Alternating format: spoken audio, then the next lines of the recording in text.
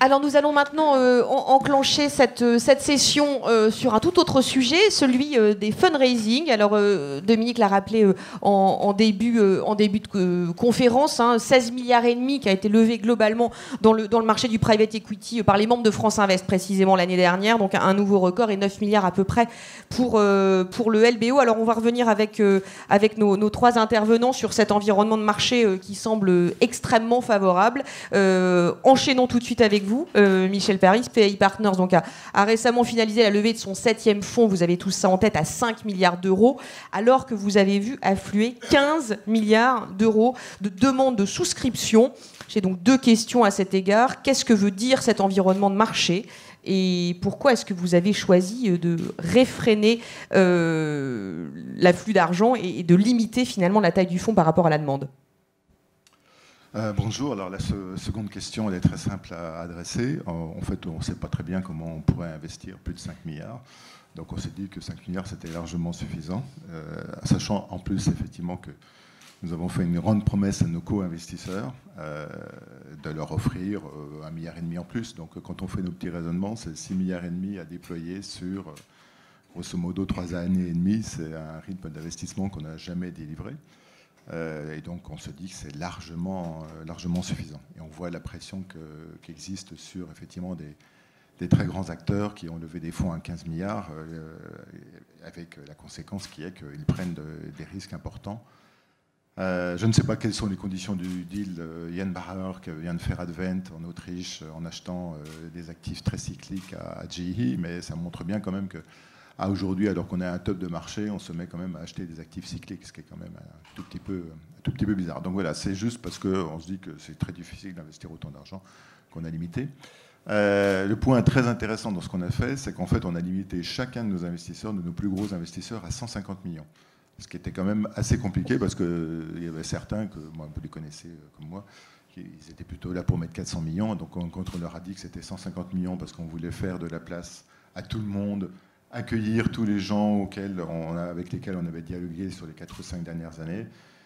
Ça a été un petit peu compliqué, mais on a réussi à peu près à faire rentrer tout le monde, sauf effectivement le PIF, c'est-à-dire l'Arabie Saoudite, qui voulait mettre 400 millions. Donc on leur a dit c'est 150, ils ne sont pas venus.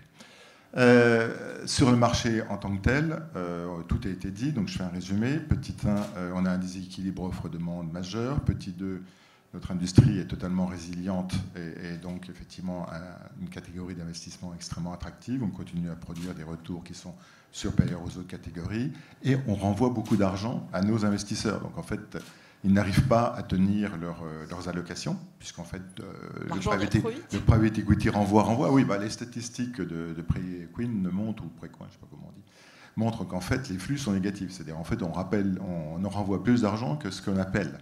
Donc ça veut bien dire, la conséquence de ça, c'est que nos investisseurs ont du mal à tenir leurs allocations. Ils sont tous en train de faire un mouvement, évidemment, pour augmenter leur exposition à l'alternative, de façon générale, et y compris donc, le private equity.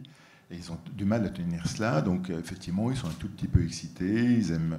Et ils font la queue pour effectivement mettre de l'argent au travail. Ils ont, sur les très grands fonds, les très beaux fonds, dont nous ne faisons pas partie, mais je parle des CVC, des Advent, de toute façon... ils ne peuvent plus rentrer. C'est-à-dire que, grosso modo, les gens de CVC, ils lèvent de l'argent avec leur base existante. Et grosso modo, c'est très difficile, effectivement, de rentrer chez CVC. Donc, ils ont tous un problème pour, effectivement, faire évoluer leur politique d'allocation. Et ça explique simplement, effectivement, ce qui se passe aujourd'hui. Et les GPs en sont parfaitement conscients. Donc, résultat, ils inventent des nouvelles stratégies d'investissement. Ils viennent avec des nouveaux produits. Ils essaient de prendre l'argent tant qu'il est là. Et parce que ça ne va pas durer, il y a bien un moment où tout va se réinverser, ce qui est juste normal, mais en tout cas, il faut en profiter maintenant. Bien, alors merci beaucoup pour cette mise en perspective. Bertrand Rambaud, vous dans un segment qui est celui du mid-cap, vous avez aussi réussi avec succès votre levée de fonds. Donc je rappelle que votre fonds ETI4 s'est bouclé récemment à 315 millions d'euros. Le millésime précédent, c'était 220 millions. Comment là aussi vous expliquez ce succès ? Est-ce que c'est un mix entre un environnement favorable, y compris pour le segment sur lequel vous intervenez, et puis une montée en puissance, une confirmation du positionnement de Syparex sur des plus grosses opérations? Donc effectivement, bonjour à tous, on passe des milliards aux millions là, on est sur un autre marché. Oui, on a effectivement eu des levées de fonds favorables à travers notre plateforme ces derniers mois, avec une force de frappe pour faire très simple, parce qu'il y a des fonds de co-invest aussi qui nous permettent de mettre 50 millions d'euros en tant que si par Excel dans un deal, et c'était sur les générations précédentes la moitié. Voilà, donc il y a une évolution. Alors les raisons à cela, c'est un peu les mêmes pour tout le monde, hein. Bon, il y a un contexte de marché qu'on connaît, on ne va pas revenir dessus, c'est une réalité, mais attention, et heureusement d'ailleurs, l'argent ne va pas partout. L'argent reste très sélectif chez les LPs, qui sont très pros, qui ont maintenant une excellente connaissance de notre industrie. Donc ils font des vrais choix d'allocation, même s'ils mettent plus d'argent dans cet environnement. Donc après, propre à Ciparex, nous on a fait un choix, on est un acteur small-mid, on a fait un choix d'être plus fortement sur les ETI, donc depuis plusieurs années, ça ne se fait pas en 3 ans, avec des équipes dédiées, des fonds dédiés. On a un modèle territorial qui nous permet d'aller générer des deals dans des régions qui, dans un marché cher comme aujourd'hui, est un vrai atout pour aller chercher le deal un peu plus en amont, ce qui n'empêche pas d'avoir de la concurrence, mais c'est un positionnement. Voilà, donc il y a des portefeuilles qui se sont construits autour de ça, qui ont montré voilà, un vrai positionnement, et à la fin de la journée un track aussi, puisqu'on sait que c'est le juge de paix, qui fait que ça a attiré sur cette génération une catégorie d'investisseurs un peu différente de ce qu'on avait auparavant. Voilà, qui fait qu'on est sur ce qu'on a aujourd'hui, cette activité et des fonds qui se déploient plutôt pas mal dans le contexte de ces dernières années qui était un marché haussier. Quand vous dites des nouvelles catégories d'investisseurs ou percées de LPs, à qui faites-vous allusion? Oui, en fait, nous, on a 3 grandes catégories de LPs. On a des familles importantes, hein. Sur cette génération, c'est quand même 30% de fonds levés auprès de familles, alors qu'ils peut être des familles office très structurées, mais aussi beaucoup d'entrepreneurs. C'est un des atouts qu'on a. Il y a 30% qui viennent de fonds classiques qu'on connaît tous, et puis il y a 40% qui restent sur des institutionnels. Ce qui a beaucoup monté, c'est les instituts ont fortement augmenté leurs allocations. On a des fonds de fonds qu'on n'avait pas, et puis les familles en nombre qui s'intéressent vraiment à cette classe d'actifs. C'est une donnée générale, mais qui est assez importante chez nous, parce qu'en pourcentage, c'est significatif. Et est-ce que ça se traduit, cette évolution se traduit aussi par une augmentation finalement du ticket moyen placé par vos investisseurs? Oui, il y a une augmentation du ticket moyen. Alors, les entrepreneurs, familles, c'est un peu plus bas, mais évidemment, les fonds de fonds, c'est plutôt plus haut. Ce qui a pas mal monté chez nous, c'est les instituts, les assureurs, les compagnies, les caisses de retraite qui, j'ai le sentiment, ont réduit leur nombre d'allocations. Par contre, ont renforcé leurs allocations sur les équipes qu'ils ont décidé d'accompagner. Donc, c'est un move qu'on a connu et qu'on continue à connaître cette année 2018 dans nos zones autres fundraising. Très bien. Alors, Michel, vous aussi, vous l'avez dit, cette levée de fonds, ça a été aussi l'occasion de faire de la place et d'accueillir de nouveaux investisseurs, en particulier des investisseurs nord-américains, fonds de pension publics. Quelle était un peu la logique qui a sous-tendu la diversification de cette source d'investisseurs, et comment est-ce qu'on trouve finalement le bon équilibre avec l'ensemble des souscripteurs du fonds? Historiquement, nous sommes très exposés à l'Europe. C'est juste assez normal au regard de notre histoire. Et c'est vrai que nous sommes allés sur le marché américain au début des années 2000, en 2001, quand on a levé le fonds 3, qui était le premier fonds réellement indépendant de Paribas. Et donc, historiquement, notre base américaine a toujours été faible par rapport à CVC, par exemple, à Bridgepoint, à Cinven. J'ai regardé encore la base de Cinven récemment, c'est 45% d'investisseurs américains. Nous, on vient de faire un gros step-up, et je pense qu'on est à 22, 23, 24. On est d'ailleurs presque plus exposé à l'Asie qu'aux États-Unis. Et donc, on avait besoin de rééquilibrer la base, parce qu'objectivement, quand vous regardez là où est l'argent, il est aux États-Unis du fait des pension plans, États-Unis, Amérique du Nord avec les Canadiens naturellement, et puis il est dans tous les fonds souverains, si je caricature à l'extrême, et un petit peu en Scandinavie. Donc nous, on avait besoin de rééquilibrer cette base. Donc on a fait un effort particulier pour effectivement marketer notre track record auprès d'un certain nombre de pension plans américains. Et ça a été, je dirais, raisonnablement successful, sachant que, si vous voulez, ces gens aussi réallouent.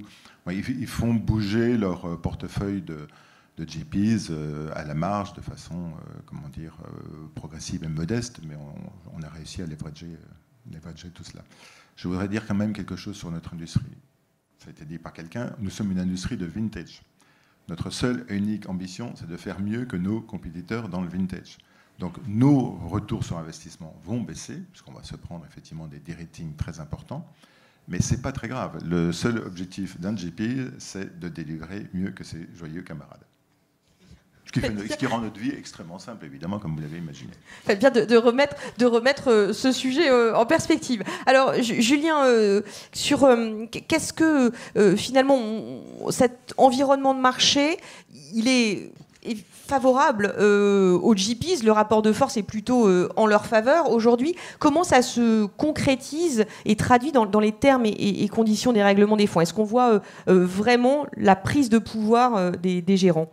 Alors, bonjour à tous. L'environnement de marché est effectivement très favorable. Ça a été indiqué, il y a une très grosse abondance de liquidités, notamment chez les investisseurs institutionnels.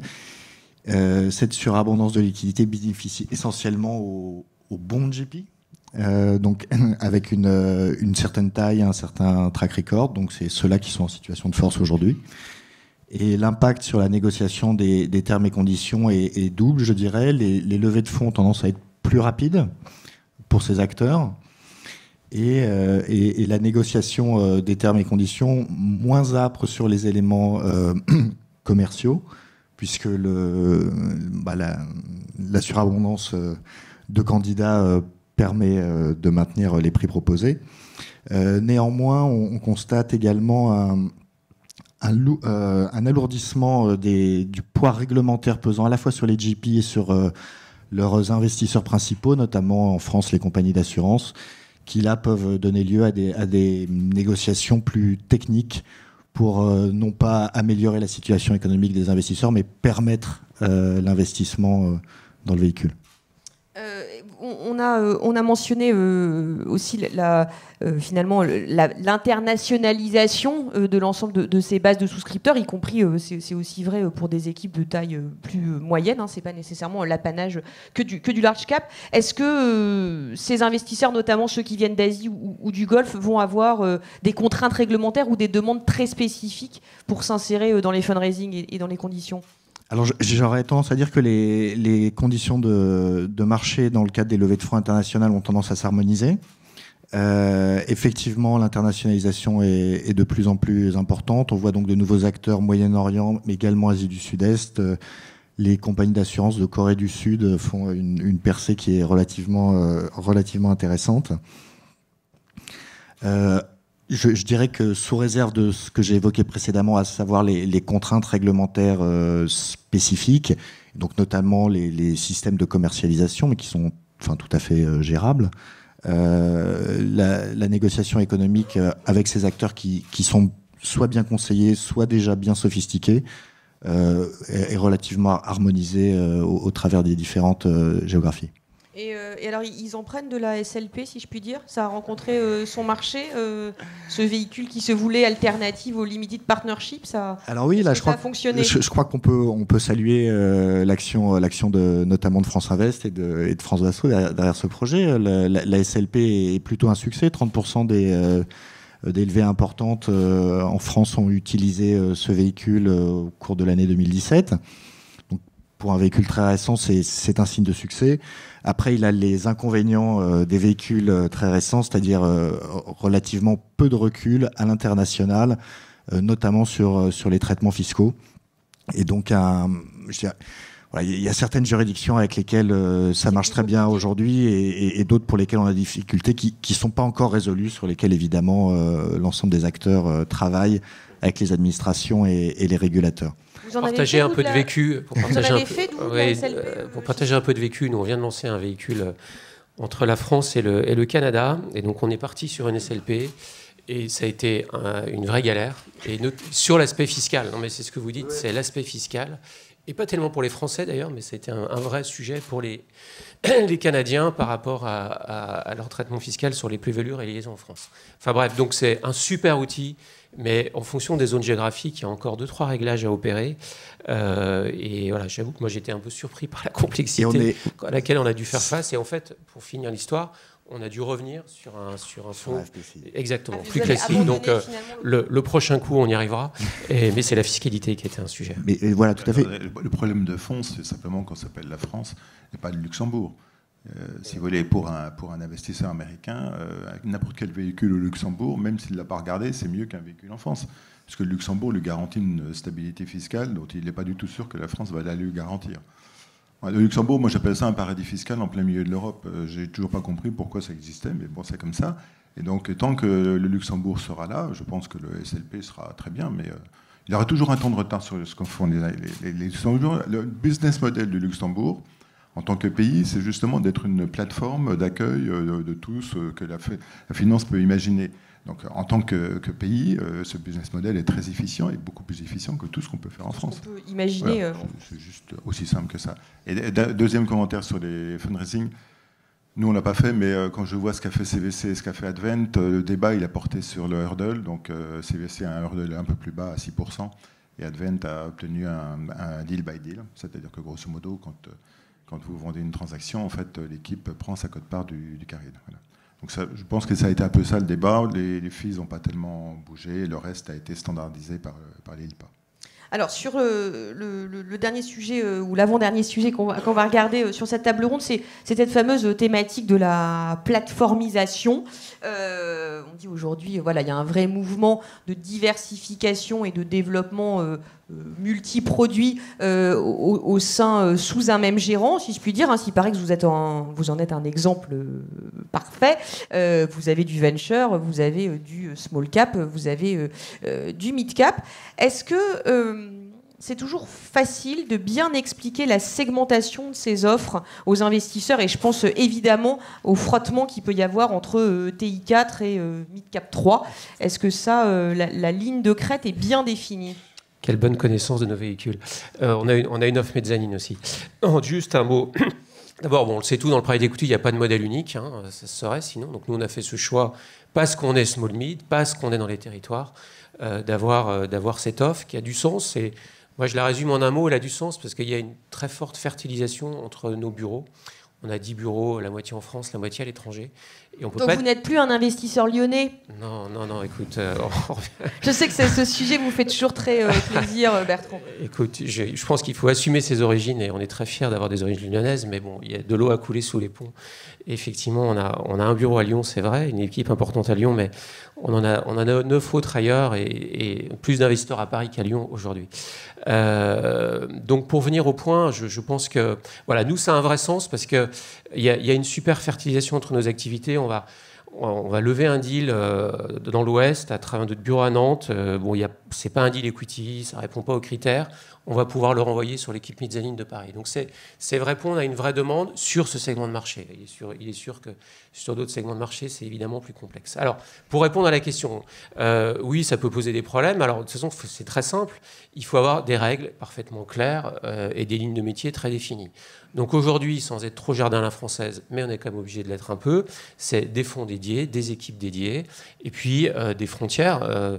Vous parliez de frontières entre nos activités small et mid. On a une valeur d'entreprise, on a fixé à 60 millions, après c'est un choix.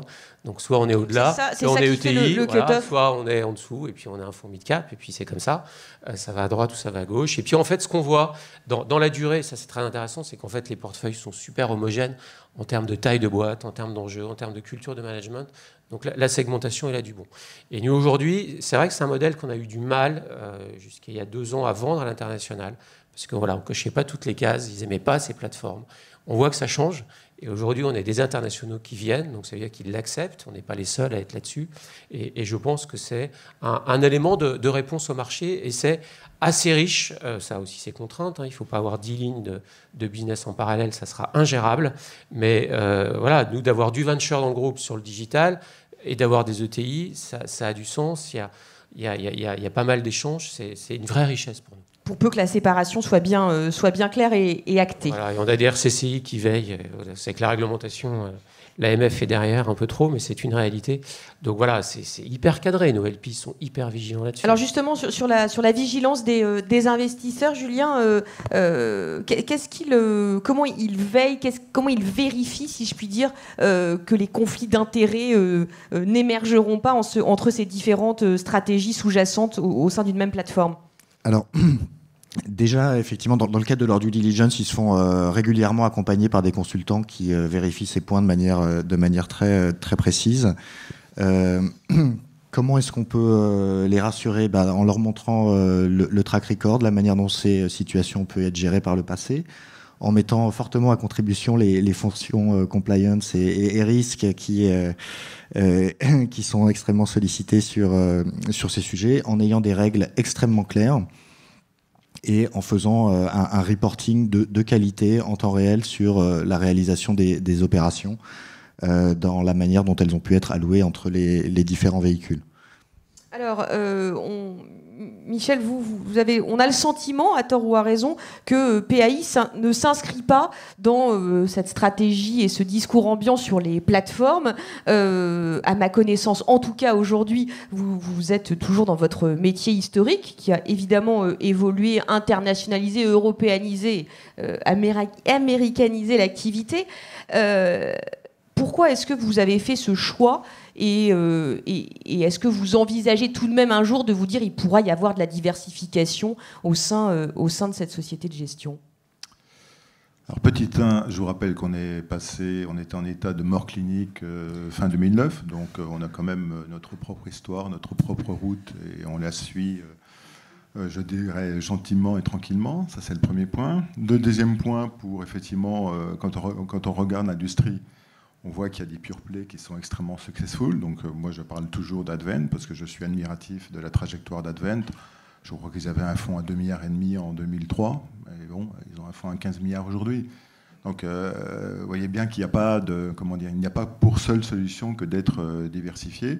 Et quand je fais ma liste des gens qui sont encore pure play aujourd'hui, j'ai du Clayton Dubilier, j'ai du Hellman & Freeman, j'ai du Cinven qui va sûrement se diversifier. Bon, BC Partners commence à faire des choses un peu à droite et à gauche, mais objectivement, aujourd'hui, c'est encore un pure play du LBO. Donc, si vous voulez être global, ce que montre Advent, c'est que dans notre métier, il faut être global, il faut avoir des ressources considérables, il faut être spécialisé par secteur, il faut avoir des réseaux d'advisors absolument incroyables, il faut être capable de déployer des ressources n'importe où pour aller très très vite en termes de deal execution. Il faut être capable de parler à des corporates dans le monde entier. Vous voyez quand même à peu près ce que nous, on essaie de faire. Ça, je pense qu'il y a une vraie possibilité de rester un pure play du LBO. Après, je dirais la vraie logique en termes de diversification, c'est de faire de l'equity. Et l'equity, comme on l'a dit, il prend des formes multiples. C'est du gros, c'est du minoritaire, c'est du long terme. Donc oui, un jour ou l'autre, on fera du minoritaire et du long terme. Quand j'en sais rien. C'est juste, pour être logique, une question d'exploitation d'un deal flow. C'est-à-dire qu'on a un certain deal flow qui est pure equity, qui est fait à la fois de minoritaire et de deal long terme. Et c'est une vraie, c'est une vraie question. La vraie question qu'on doit adresser, c'est effectivement comment optimiser l'utilisation du deal flow. Après, les plateformes plus larges, ça c'est un autre débat. C'est beaucoup plus financier. C'est avec l'objectif d'être coté un jour. Donc il y a une démarche qui est, à mon sens, très, très, très, très différente. Ardian est un très bon exemple d'une grande plateforme très, très, très diversifiée, mais leur histoire, pareil, est très différente. Donc je pense que chacun regarde le monde avec sa propre histoire, chacun amène ses propres réponses. Après, le vrai problème, c'est dans le monde de l'equity, comment être plus compétitif. Et on peut reboucler avec, effectivement, la concurrence des fonds long terme, les partners group, des objectifs de TRI différents. Et je pense que sur ce sujet, les grands fonds vont aller sur vont viser des TRI plus bas pour effectivement passer cette phase du cycle. Ou de toute façon, c'est pas possible pour eux qui ont besoin de déployer beaucoup d'argent de continuer à penser qu'ils vont faire du 20% brut et 15% net. Ça, j'y crois plus.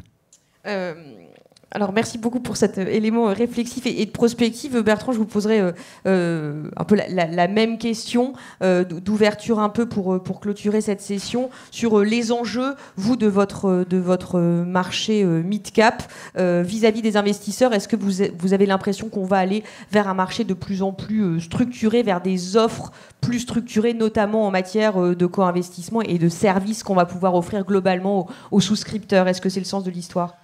Bon, plusieurs points. Donc d'abord, effectivement, on est dans un cycle et le cycle se retournera. Comment, quand, on n'en sait rien. On doit tous gérer ça. Ce que je pense quand même, c'est que je suis pas sûr qu'on reconnaisse des creux de levée de fonds comme on l'a vécu en 2009-2010. Je pense qu'on est dans une vraie industrie qui a pris une place beaucoup plus large que ce qu'on a pu connaître. avec toute cette catégorie d'acteurs, cette segmentation. Et voilà, je pense que c'est un vrai moteur économique aujourd'hui et qui a sa place. Donc oui, il y aura des baisses de rendement, c'est vrai, par rapport aux deals qui sont faits depuis 18 mois. Mais voilà, je pense pas qu'on a ça tapera aussi fort que ça a pu taper. Après, ce que je pense, c'est qu'on est dans une industrie, on gère des entreprises, nos boîtes sont des entreprises, avec des enjeux très internationaux pour certains, plus européens pour d'autres, des sujets de garder les gens, et au-delà des carides et au-delà des primes, de garder des talents, de faire évoluer ces personnes, parce que c'est quand même notre actif à nous, au-delà de l'argent. Et je pense qu'il faut que chacune de nos boîtes soit lisible sur son marché demain, représente quelque chose. Alors là, on a cité des grands noms, mais il y a aussi il y a 300 fonds en France, 330 je crois. Et il faut que chacun arrive à apporter quelque chose, à s'identifier au-delà du marketing. Donc derrière, c'est la notion de marque. Et je pense que si on n'arrive pas à nous mettre quelque part, je pense que cela disparaîtra. Donc je pense que c'est une industrie qui a un vrai métier, qui s'organise, qui va s'informatiser, qui va se digitaliser. Enfin, on a tous commencé en étant un peu des artisans. Hein. Je crois que c'est plus du tout vrai. Et indépendamment des très gros, je crois que c'est plus du tout vrai. Et notamment sur le segment du small mid. Après, nos clients sont nos investisseurs. Ils évoluent. Alors certes, aujourd'hui, on peut dire qu'il y a un rapport de force plus favorable pour les GPs, mais je serais quand même prudent sur ça, parce qu'il y a des règles internationales qui s'appliquent à tout le monde. On a des side letters tout autour du ventre. Et je pense que surtout, il faut répondre à des demandes de clients qui vont être de plus en plus spécifiques. Ils veulent du co-invest. Ils veulent être dans les opérations avec nous. Il faut leur offrir ça. Donc, on ne va pas pouvoir que rester sur le produit classique. Je te prends 2% par an. Je négocie le carré, etc. Je pense qu'on va aller vers d'autres choses. Il faut leur offrir des possibilités complémentaires. Ils veulent avec nous dans les opérations. Je pense qu'ils vont réduire leur nombre d'équipes. C'est déjà le cas. Ça va aller dans ce sens-là. Donc, il faut vraiment qu'on pense client, qu'on pense reporting, qu'on pense information, qu'on pense échanger avec eux, qu'on soit plus tourné client. Je parle du small mid. Et puis enfin, je terminerai sur l'accompagnement, alors qui est un grand mot sur lequel il y a très souvent beaucoup de marketing, mais je crois qu'on va sortir un peu du marketing. Alors des grands fonds le font de façon sectorielle, l'accompagnement des boîtes, de ressources dédiées à ça. On le voit arriver. Nous maintenant, on a mis chez nous, par exemple, dans le domaine du digital, on a une équipe digital officer, on a des gens qui sont 100% sur l'actif. Ils arrivent le matin, ils pensent qu'à l'actif ou à nous aider dans des transactions, mais ils ne sont pas là pour faire des deals eux-mêmes. C'est une évolution, parce qu'il faut payer tous ces gens-là, et je crois que c'est une plateforme de service, moi j'appelle ça comme ça. Nous, on va essayer de la décliner sur deux sujets complémentaires. Je crois que c'est aussi le sens de l'évolution de nos métiers. Alors, ce n'est pas toujours ça qui nous fera gagner des deals à l'achat, parce que le prix restera un élément majeur, mais je pense que derrière, il faut aller chercher de la création de valeur, il faut aller faire des acquisitions, donc il faut construire la perf, construire le TRI, et je pense que ça viendra en partie par ça, sur des choses très concrètes et incarnées, et au-delà du grand discours. Bien, eh bien, je vous propose que nous clôturions là la table ronde. Merci beaucoup, messieurs, pour vos échanges. Et